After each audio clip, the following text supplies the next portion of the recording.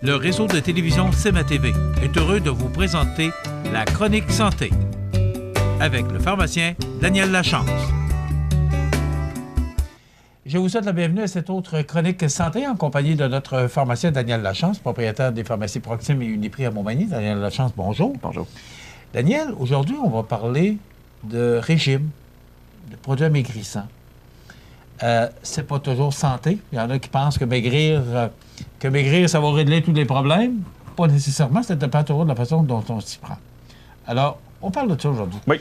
D'abord, les régimes.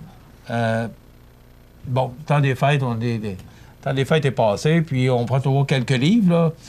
C'est sûr. Alors, à ce date-ci, déjà 80% des résolutions du Nouvel An que c'est terminé. Oui, effectivement. On a beaucoup de bonnes intentions. Oui. Mais, donc, est-ce que c'est approprié un régime? Est-ce que c'est recommandé un régime? Bien, évidemment, il n'y a pas une seule façon de voir les choses. Il n'y a pas... en fait, c'est un des sujets où il y a le plus d'informations qui circulent, des fois contradictoires. Il y a beaucoup de légendes, beaucoup de croyances aussi. Et beaucoup de monde qui se font du capital sur la volonté des gens de vouloir perdre du poids, être plus en santé, plus en forme. Du capital économique, évidemment. Puis bon, utiliser la confiance des gens, pas nécessairement toujours à bon escient. Des fois de manière volontaire, des fois juste parce qu'ils sont convaincus de leur affaire, puis ça devient quasiment religieux, puis ils font embarquer du monde avec eux autres.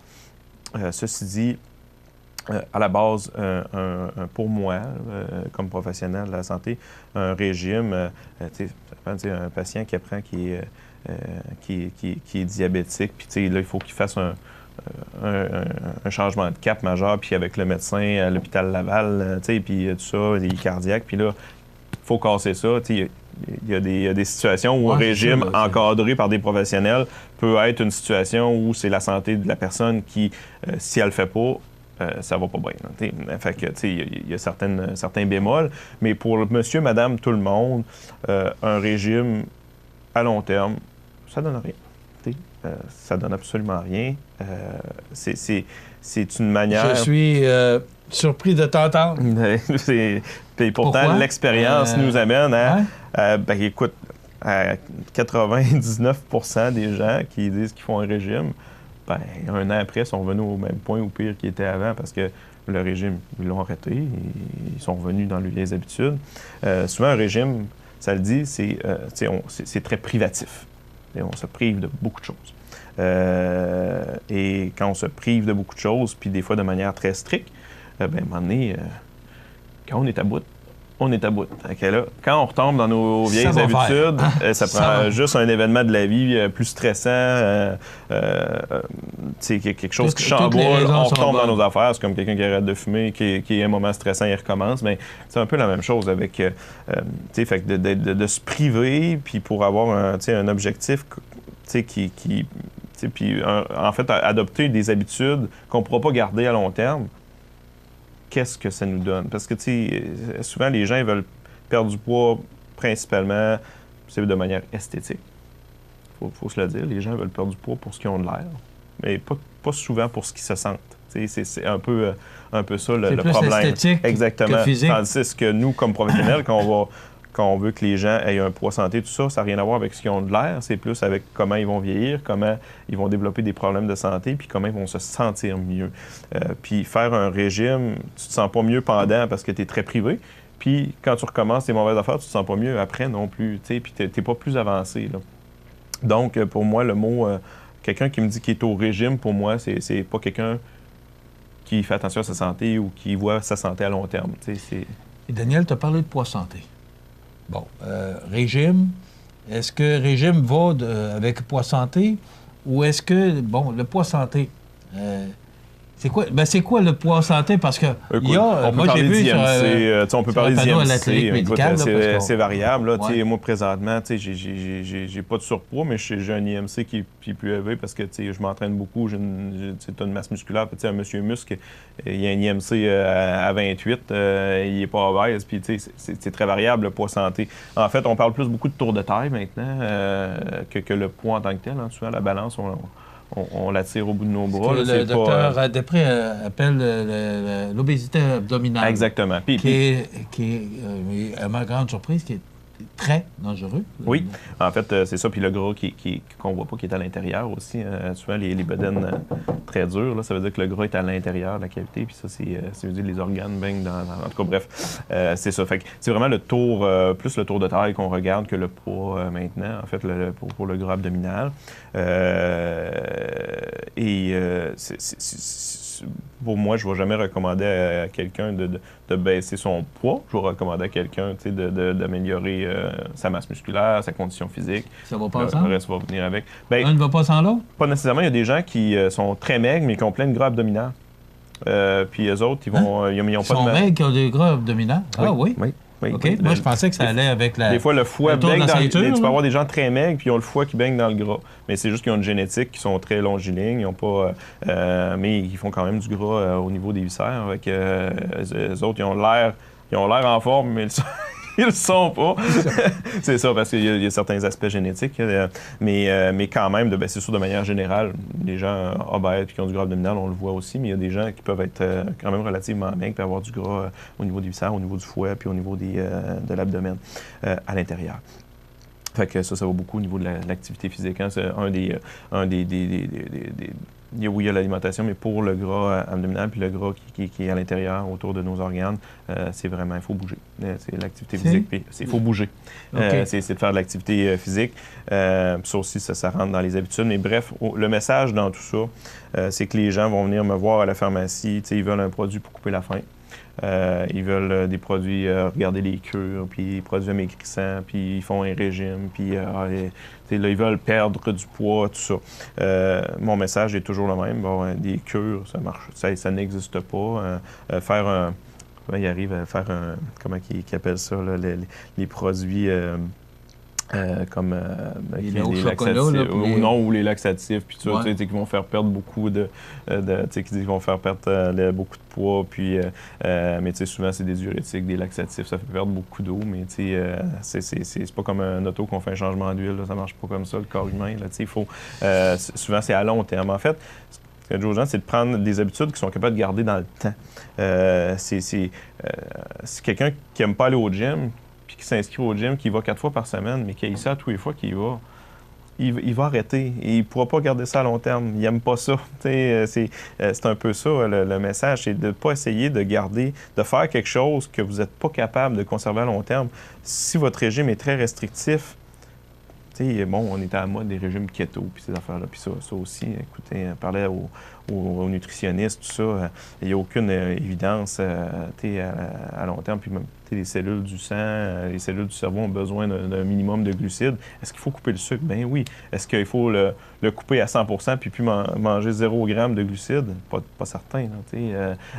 Ça devient quasiment religieux, ces affaires-là. Bon, dis-moi, on veut perdre du poids? Régime, là, j'entends bien ce que tu dis. On fait quoi? Essayer de modifier graduellement nos habitudes, mais d'une manière qui est viable à long terme.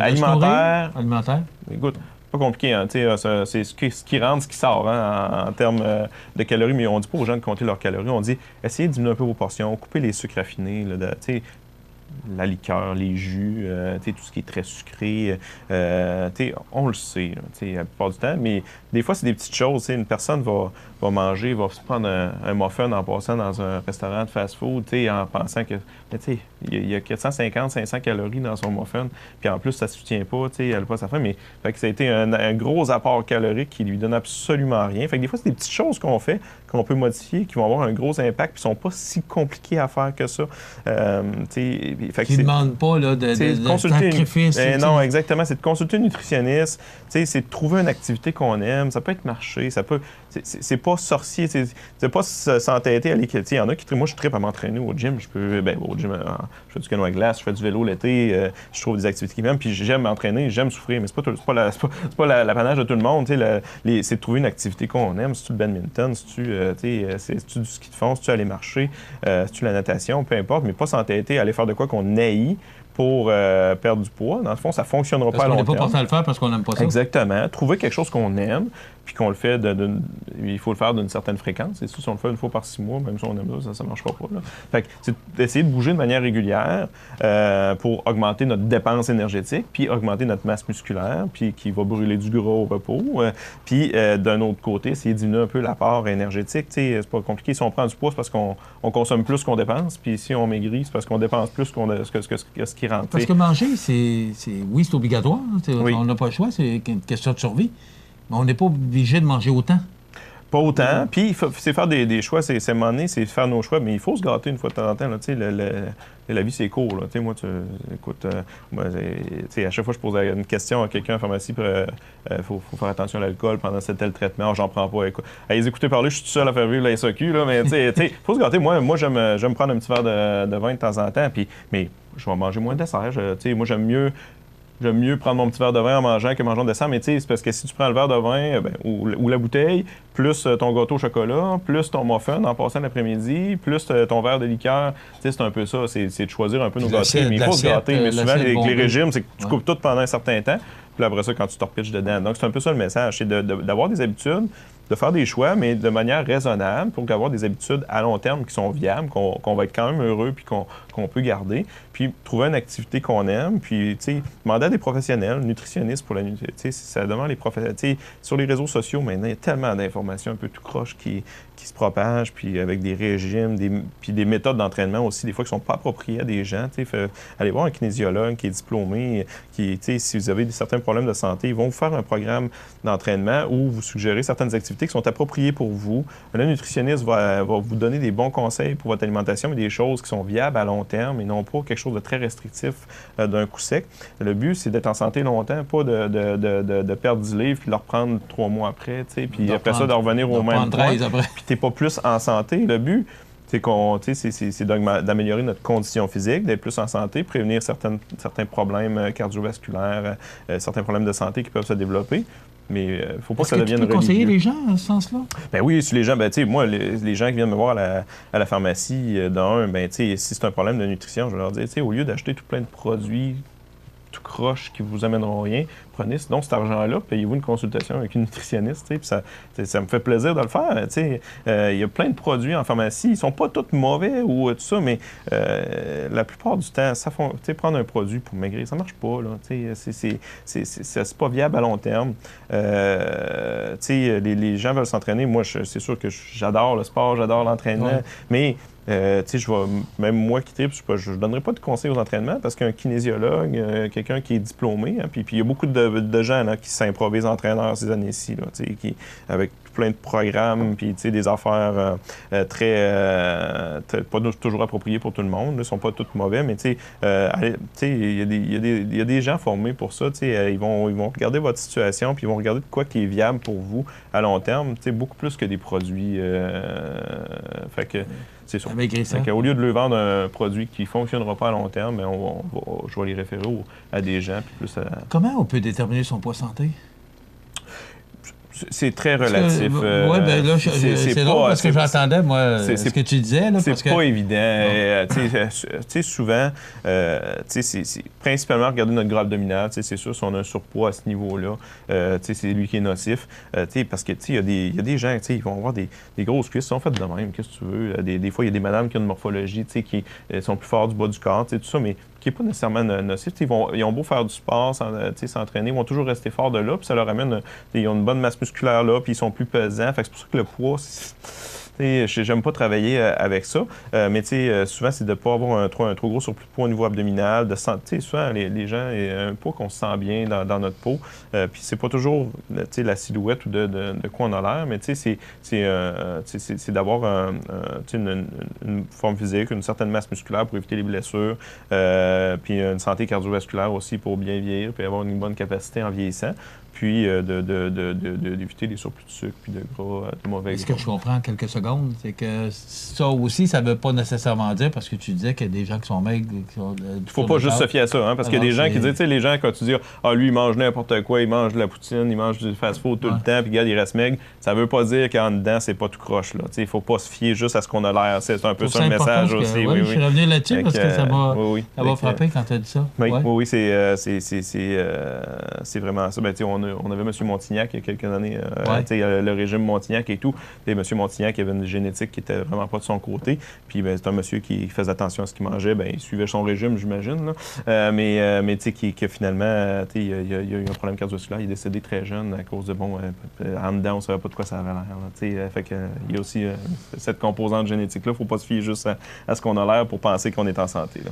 C'est très intéressant comme chronique. Merci beaucoup, Daniel Lachance. On se retrouve la semaine prochaine. Une autre chronique santé qui sera sûrement aussi intéressante. Donc, Daniel Lachance, notre pharmacien, propriétaire des pharmacies Proxime et Uniprix à Montmagny. Ça complète. À la semaine prochaine.